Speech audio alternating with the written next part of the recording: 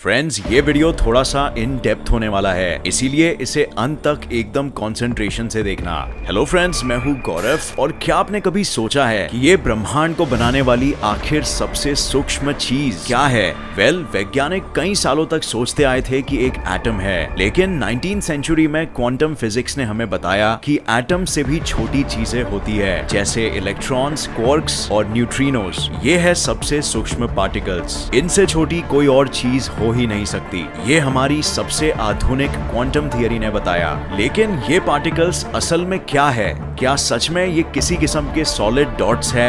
नहीं, ये वाइब्रेशंस है अपने अपने फील्ड्स में। जैसे फॉर एग्जांपल ग्रेविटी क्या है? ग्रेविटी स्पेस टाइम फील्ड में एक ज्योमेट्रिकल कर्वेचर है। तो स्पेस टाइम बेसिकली एक फील्ड हुआ जिसमें ग्रेविटी अपना प्रभाव डाल सकती है ग्रेविटॉन्स नाम के पार्टिकल्स के जरिए, बिल्कुल जैसे एक मैग्नेटिक फील्ड में मैग्नेट्स अपना प्रभाव डाल सकते हैं। और इसी ही तरह ब्रह्मांड में टोटल 16 फील्ड्स है। 12 मैटर यानी पार्टिकल्स के फील्ड्स जिनसे आप, मैं और सभी कुछ बना है, और 4 फोर्सेस ऑफ नेचर के फील्ड्स जो है gravity, electromagnetism, strong nuclear force और वीक न्यूक्लियर फोर्स। और इन्हीं फील्ड्स में वाइब्रेशंस को हम पार्टिकल्स या फोर्स कहते हैं। जैसे इलेक्ट्रॉन फील्ड में वाइब्रेशन इलेक्ट्रॉन का पार्टिकल बनेगा, और न्यूट्रिनो फील्ड में वाइब्रेशन न्यूट्रिनो पार्टिकल बनेगा। इस पे मैंने एक डिटेल्ड वीडियो ऑलरेडी बनाया है, और मैं रिक्वेस्ट करूंगा कि आप वो वीडियो अभी ही देख लीजिए अगर आपने नहीं देखी है तो, और उसके बाद आप ये वीडियो देख सकते हो।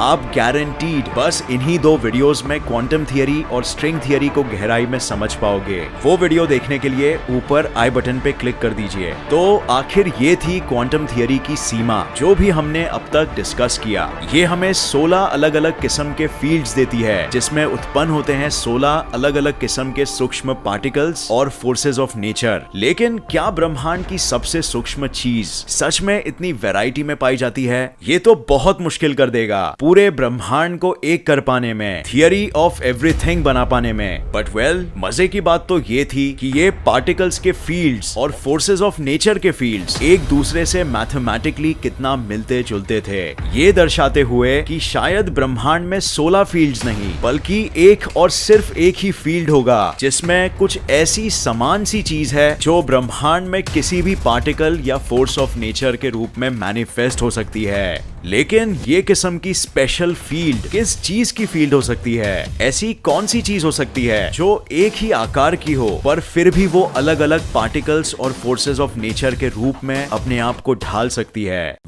टर्न्स आउट ऐसी सिर्फ और सिर्फ एक ही चीज है जो ये कर सकती है, और वो है वाइब्रेटिंग स्ट्रिंग्स। आपने ये देखा होगा कि कैसे एक ही किस्म के स्ट्रिंग्स किसी म्यूजिकल इंस्ट्रूमेंट जैसे गिटार में अन्य किस्म के म्यूजिकल नोट्स निकालते हैं। बिल्कुल वैसे ही ब्रह्मांड के सबसे सूक्ष्म चीज है वाइब्रेटिंग स्ट्रिंग्स, जिनके वाइब्रेशन फ्रीक्वेंसी यानी वो किस तरह और कितनी बार वाइब्रेट करते हैं डिसाइड करता है कि वो स्ट्रिंग हमें किस पार्टिकल या किस फोर्स ऑफ नेचर के रूप में दिखेगा। मतलब थिंक अबाउट इट, हमारी आंखें क्या है? एक मेजरिंग डिवाइस जो यही फ्रीक्वेंसी को मेजर करती है दिमाग में, और हमें यही फ्रीक्वेंसी किसी पार्टिकल या फोर्स ऑफ नेचर के रूप में दिखाई देती है हमारे करोड़ों सालों के एवोल्यूशन के वजह से। हाँ, अगर हमारा एवोल्यूशन किसी और तरह हुआ होता तो हम ये सब चीजें उस तरह नहीं देख पाते जिस तरह हम आज देखते हैं। बट वो फंडामेंटल बेसिक पार्टिकल्स फिर भी वही रहते जो ब्रह्मांड की सच्चाई है,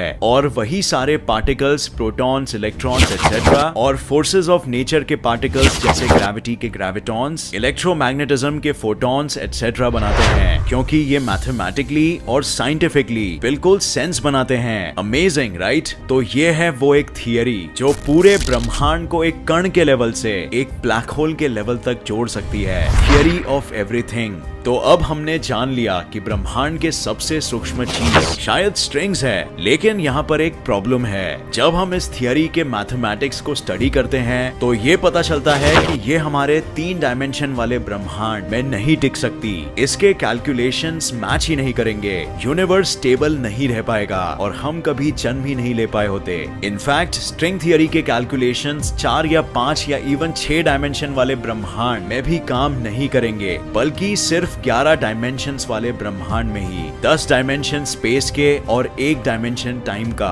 अब 3 से ज्यादा डायमेंशंस होने का आइडिया हमारे लिए कोई नई बात नहीं है। इनफैक्ट आइंस्टाइन खुद भी ये मानते थे कि इस ब्रह्मांड में 3 स्पेस के डायमेंशन और 1 टाइम के डायमेंशन से भी ज्यादा डायमेंशंस मौजूद है, लेकिन वो मे बी बहुत ही छोटे होते होंगे। बहुत से मेरा मतलब है एक्सट्रीमली माइक्रोस्कोपिक। हम उन्हें चाह के भी कभी देख ही नहीं पाएंगे, क्योंकि वो इतने छोटे हैं कि लाइट के फोटॉन्स उन्हें रिफ्लेक्ट करके हमारी आंखों तक कभी पहुंच ही नहीं पाएंगे। इन छोटे माइक्रोस्कोपिक डायमेंशनों की एक बहुत ही खास बात है, और वो ये है कि ये डायमेंशंस आपस में इंटरट्वाइंड यानी आपस में जुड़े हुए हैं एक बहुत ही अजीब से स्ट्रक्चर में, जहां ये एक दूसरे को ओवरलैप भी करते हैं। और यही स्ट्रक्चर चाबी है ब्रह्मांड के रहस्यों के ताले को खोलने की।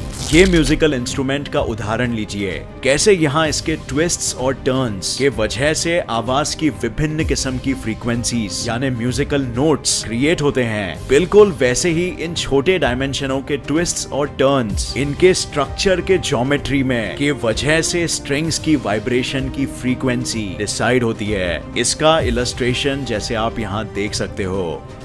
अब फ्रेंड्स, ये कोई विचित्र सी क्रिएटिव आइडिया नहीं है, बल्कि ब्रह्मांड के मैथमेटिकल कैलकुलेशंस कुछ ऐसे ही मॉडल के तरफ इशारा करते हैं। इनफैक्ट साइंस में हमेशा ऑब्जर्वेशन, एविडेंस और कैलकुलेशंस के आधार पर ही आइडियाज या थियरीज डेवलप होते हैं, और ना कि किसी साइंटिस्ट को एक दिन सुबह उठ के कोई ख्याल आया कि हमारा ब्रह्मांड ऐसा हो सकता है और हम उस आइडिया को टेस्ट करने लग जाएं। तो इसीलिए अब तक ये आइडिया हमारे ऑब्जर्वेशंस और कैलकुलेशंस पर आधारित है, पर ये कैलकुलेशन इनफ नहीं है, हमें और सबूत चाहिए। और इसीलिए अभी इस वक्त लार्ज हैड्रॉन कोलाइडर में एक्स्ट्रा डायमेंशंस की खोज करने के लिए काफी सारे एक्सपेरिमेंट्स चल रहे हैं। पार्टिकल्स को रोशनी के गति के करीब टकराया जाता है, और उन पार्टिकल्स के टकराने पर जो अन्य किस्म के छोटे पार्टिकल्स उत्पन्न होंगे उन पर नजर रखी जाती है। वैज्ञानिकों को बस यही जानना है कि उस पार्टिकल की ऊर्जा टकराने के बाद भी कांस्टेंट ही रहती है कि नहीं। अगर ऊर्जा थोड़ी सी भी मात्रा में कम हो जाए तो बात बिल्कुल साफ है कि वो किसी छोटे माइक्रोस्कोपिक डायमेंशन द्वारा एब्जॉर्ब कर ली गई है, जो कि एक सबूत होगा उनके एग्जिस्टेंस का।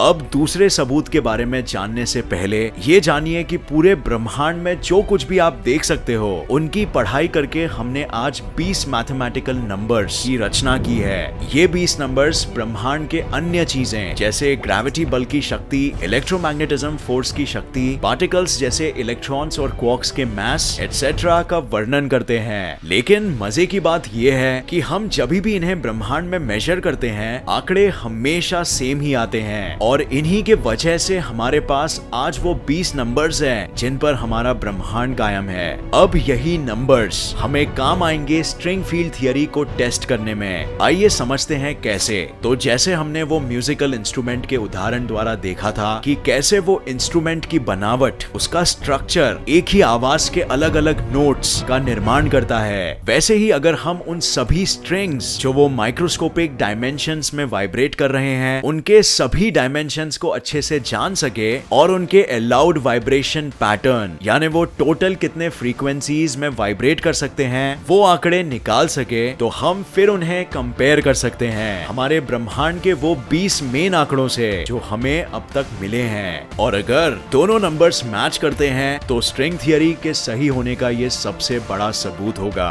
इस पर ऑब्वियसली अभी काम चालू है, और आगे आने वाले कुछ सालों में हमें डेफिनेटली कुछ ना कुछ सुनने जरूर मिलेगा। तो फ्रेंड्स, ये है द स्ट्रिंग थियरी। काफी इंटरेस्टिंग लेकिन बहुत कॉम्प्लिकेटेड। अगर आपको ठीक से समझ नहीं आई तो दोबारा 2-3 बार देखना और आपको गारंटीड ये समझ आ जाएगी। इससे पहले हमने क्वांटम फील्ड थियरी के बारे में भी बताया था, जिसे भी आपको देखना चाहिए। उसका लिंक आपको ऊपर आई बटन पे या फिर डिस्क्रिप्शन में मिल जाएगा। तो शुक्रिया ये वीडियो देखने का। उम्मीद है आपको ये पसंद आया और इससे नया कुछ जरूर सीखने मिला। अगर आपको ये वीडियो पसंद आया तो इसे लाइक और शेयर करना मत भूलिए, और ऐसे ही साइंस वीडियोस के लिए इस चैनल को सब्सक्राइब करके नोटिफिकेशन बेल ऑन करना मत भूलिए। और मैं आपको नेक्स्ट वीडियो में मिलूंगा ऐसे ही किसी इंफॉर्मेटिव वीडियो के साथ। तब तक के लिए देखते रहिए और सीखते रहिए। जय हिंद।